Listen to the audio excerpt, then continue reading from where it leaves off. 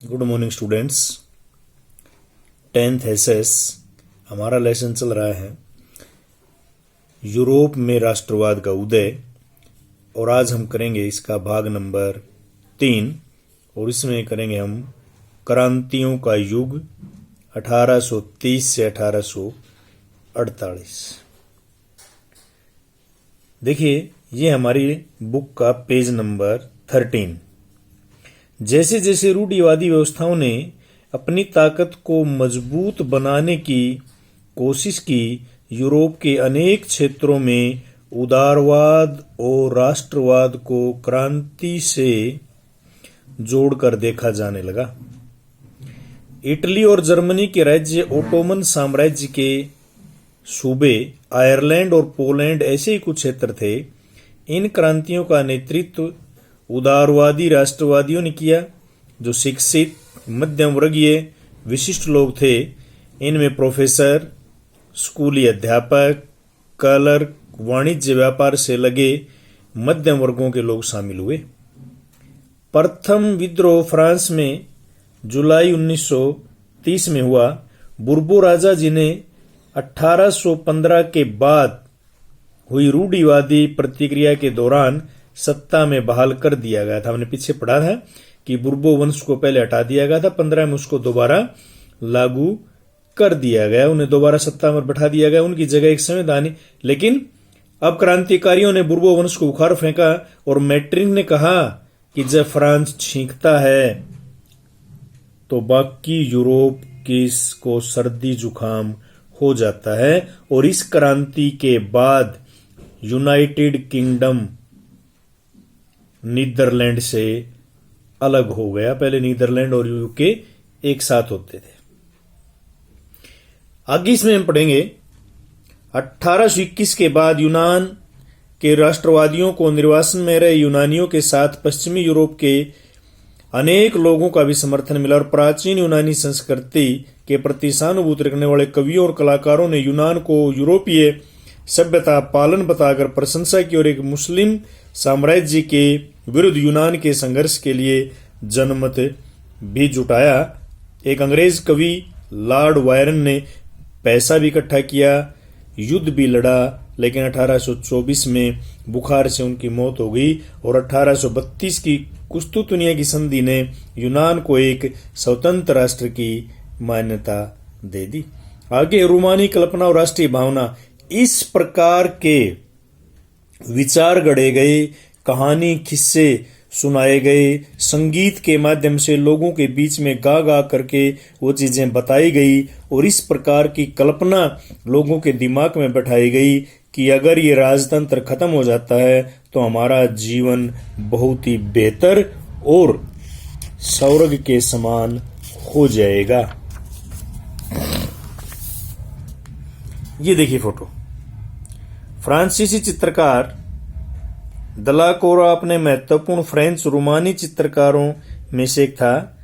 यह विशाल चित्र एक घटना को चित्रित करता है जिसमें कियान्स द्वीप पर कहा जाता है कि तुर्कों ने 20,000 यूनानियों को मार दिया था, और आज यूनान नाम का कोई देश इस धरती के ऊपर बचा नहीं है। ये उस समय के मुस्लिम आक्रमणकारियों द्वारा इस प्रकार से किए। लेकिन यूरोप के अंदर जो आंदोलन हुए, उन आंदोलनों की वजह से धीरे धीरे वहां पर 18वीं शताब्दी के अंदर तानाशाही शासन समाप्त होते चले गए और वोटों के द्वारा लोकतांत्रिक सरकारें चुनी गई। इसमें आगे देखते हैं हम यूरोप के अंदर भाग नंबर 2 में भूख, कठिनाइयां और जन विद्रोह। 1830 के दशक में यूरोप भारी कठिनाइयां लेकर आया। 19वीं सदी के प्रथम भाग में पूरे यूरोप में जनसंख्या में जबरदस्त वृद्धि हुई, और ज्यादातर देशों में नौकरी ढूंढने वालों की तादाद उपलब्ध रोजगार से अधिक हो गई, और ये एक बहुत बड़ी समस्या पैदा हो गई कि किस प्रकार से लोगों को रोजगार उपलब्ध करवाया जाए, और बेरोजगारी के मारे लोग वहां तानाशाही शासकों के विरुद्ध हो गए थे। ठीक है, और उसके बाद लोग शहर छोड़ छोड़ के गांव की तरफ बढ़े, और देखिए गांव के अंदर भी लोगों ने उस समय के जो जागीरदार और जमींदार थे उनके विरुद्ध आंदोलन कर दिया। उनकी महल और हवेलियों पर हमले बोलने शुरू कर दिए, अन्नागार लूट लिए गए, उनके पैसों को लूट लिया गया, और कई जगह तो बड़े बड़े जमींदारों को मार दिया गया। इन सब घटनाओं की वजह से यूरोप के अंदर एक बहुत बड़ा आंदोलन हुआ।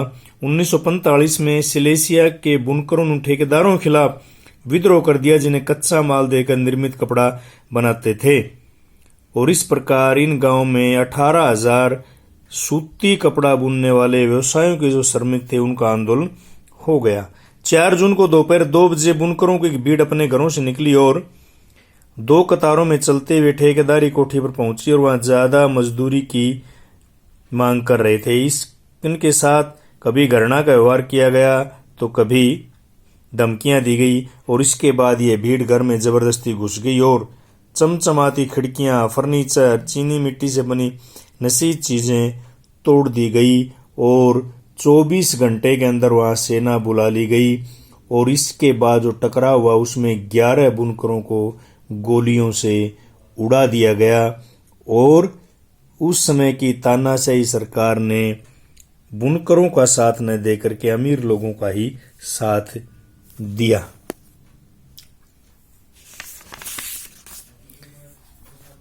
उसके बाद यूरोप के अंदर एक बहुत बड़ा चैलेंज हुआ है, किस प्रकार इन क्रांतियों को रोका जाए। अब देखिए ये फोटो देखिए आप, सेंट पॉल चर्च, वहां वो चर्च है, उसमें फ्रैंकफर्ट संसद लगाई गई, क्योंकि संसद लगाने के में हजारों लोग एक साथ बैठते हैं तो इतनी जगह कहां से आए, तो ये चर्च के अंदर ये संसद लगी थी, उसका ये फोटो है। और इस संसद के अंदर 1848 के अंदर ये घोषणा की गई कि किसी प्रकार की तानाशाही नहीं होगी। पूर्वी यूरोप की निरंकुश राज से उन्हें परिवर्तन आरंभ कर दिया। 1815 से पहले जिस प्रकार के अधिकार दिए गए थे यूरोप के लोगों को, उन अधिकारों को दोबारा बहाल करने की कोशिश कर दी गई। तो इस प्रकार से यूरोप के अंदर जितने भी राजशाही शासन थे, इस 1848 की सेंट पॉल चर्च की फ्रैंकफर्ट संसद के बाद धीरे धीरे उनको अधिकार मिलने शुरू हो गए। ये था हमारा भाग नंबर 2 का पार्ट नंबर 1।